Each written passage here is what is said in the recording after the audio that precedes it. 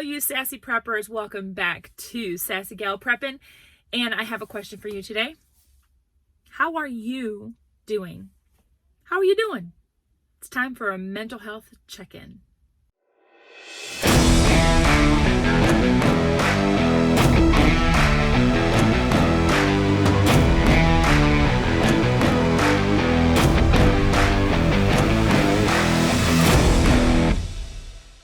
Okay, I wanted to check in with y'all and see how you guys are doing. Hey y'all, sit down for a spell. A lot has happened, and a lot has happened very quickly. Prices on food, lack of food, the probability of a worldwide lack of food. Good gravy. I don't know about y'all, but I have had some concerns about what's in my pantries and my cupboards and on my shelves, and what I have stored away, in buckets and Mylar bags. I go through and I look at the stuff that I have prepared and that I have packed up, and I wonder if it's enough. I wish we could have literally a date, like everything's gonna happen on June X, That would be great, because then I could say like, okay, June X, the shizzy's going to hit the fizzy,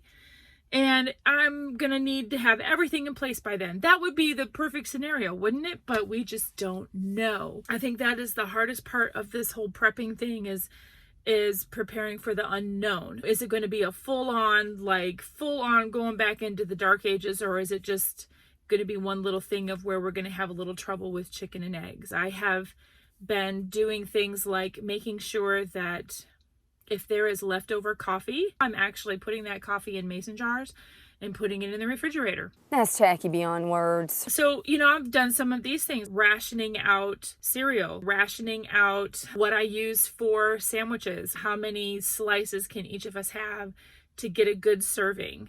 And making that package of lunch meat last. Because lunch meat in my area was scarce a few months ago. And, that's stressful. And then combining my trips, I'm weighing the importance. Okay, so this is Easter week for us. We're going to, that's a big day for us. In my faith, we have Easter Sunday services. So what service are we going to go to this week? And when I go out, how many trips? Okay, I've got, these commitments this week. My daughter has dance class. We have a tutor that I take my kids to. So what can I do while I'm in that area? It's weighing on me, and I know it must be weighing on all y'all. And even the very strong, even those of us who have been preparing for a long time, preparing for this kind of thing, but actually facing it and then actually having to be like, what, I think I'm going to ration this out.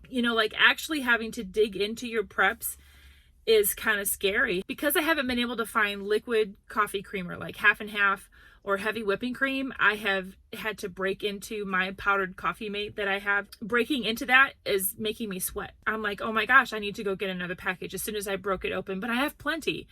But it's there for that reason. It's there because if I can't find it or can't get my hands on it, on the liquid cream, I have a backup. But I don't feel that it was time to break into that package of coffee creamer yet. Can y'all just let me know when the shizzy is gonna come down and hit the fan so that I can, get everything that I need to know and be ready? Yeah, that's not gonna happen. I guess I better turn the light on. It's getting a little dark outside. No, it looks like I have God rays.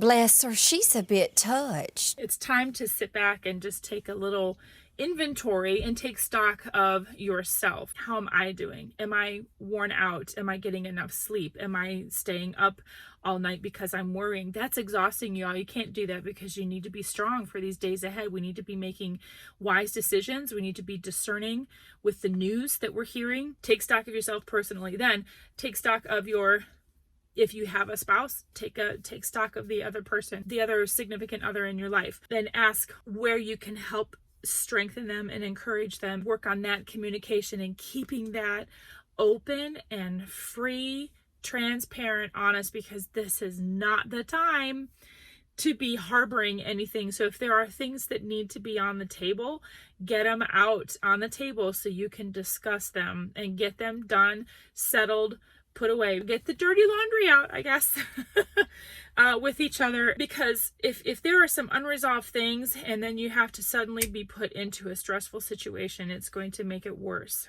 Okay. And you have to be in confined spaces, and you're talking about, people having to withdraw from things and let go of things, and having the stress of dealing with change. It might be sudden change. Who knows, right? The Bible says is to know the state of your flock. And speaking to shepherds, but as you parents and spouses, how are they doing?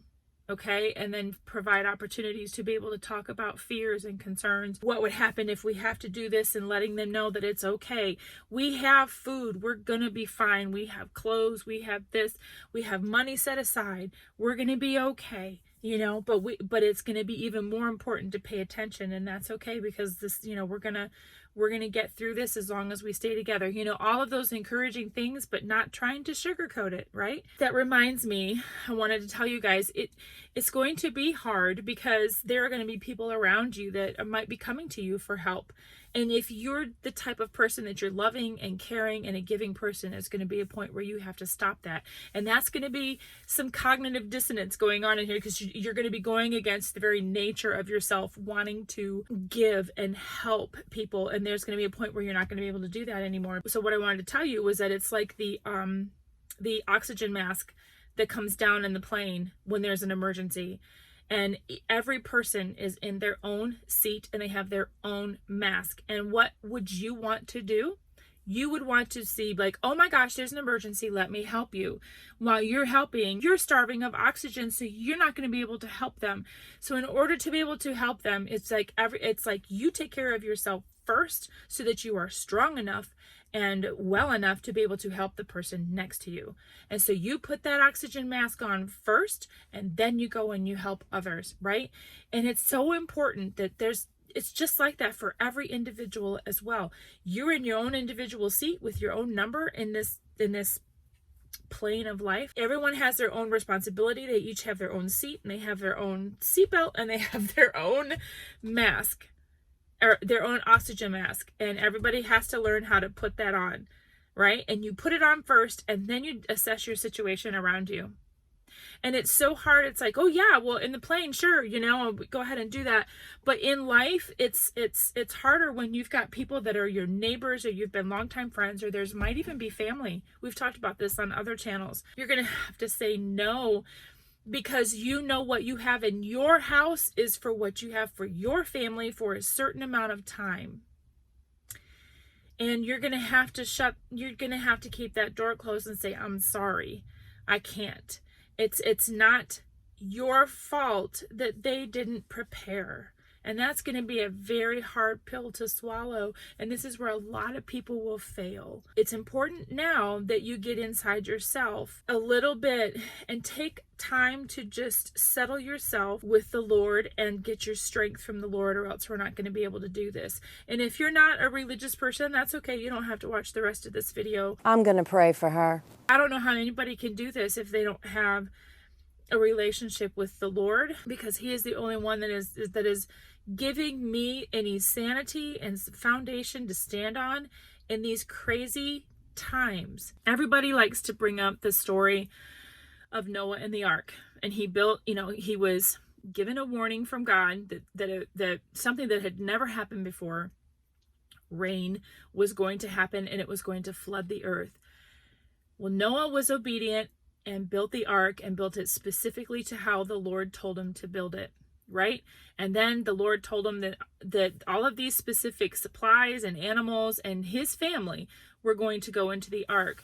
And if y'all have never noticed this, you need to notice it now, is that when all the animals went in and everything, Noah and his family went into the boat, God was the one that shut the door. And looking in on that and using this as an analogy for prepping, it's like, yes, this is why I would be able to say no to people who would come knocking on my door and that they haven't been prepared. It took Noah 150 years to build that ark. People saw him building it and they mocked him. And he told them why. He told them about the Lord and what the Lord had told him. But he kept building, and even through all of the mocking and jeering and jesting and all of that stuff, he still did it. And all the animals went in, he went in with his family, and then the Lord shut the door. And thank God that he shut the door, because if it was Noah's job, if Noah was the one that shut the door, he would have opened it again for when people came knocking on that door saying, please let us in. Oh my gosh, you were right. You were right. And we want to come in. And he's like, I'm sorry, I can't. Because he was not in charge of the door. God was.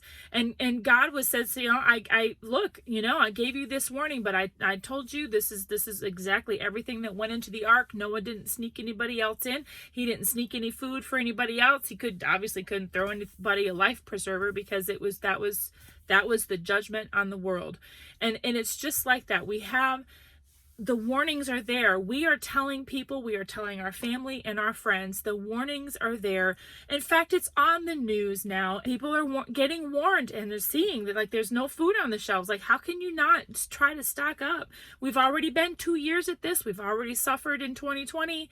So when it comes down to it, and someone is going to be coming to me, and I'm going to say, I'm sorry, the door is closed. We are prepared for our family only. And I know that I can, go to my grave, feeling that I'm justified in doing that, because that's all over. All of that is in the Bible. That's how God operates. There will be a time when the door is open right now, but there will be a time when the door will close. God will close the door, and anybody who hasn't come in is not going to be, they're going to be lost forever.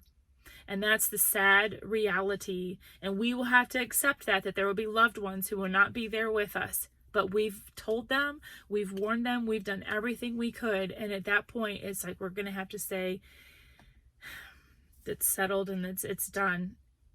And so these are some hard pills to swallow. This is some hard stuff to deal with. But y'all, I'm telling you, you need to get with the Lord every day. And again, if you're not a religious person, you need to find that inner peace, that grounding, that inner part where you can be settled and where you find your inner strength. These are tough times ahead, and if you think the world is divided already, it's going to get even more divided here in the months to come.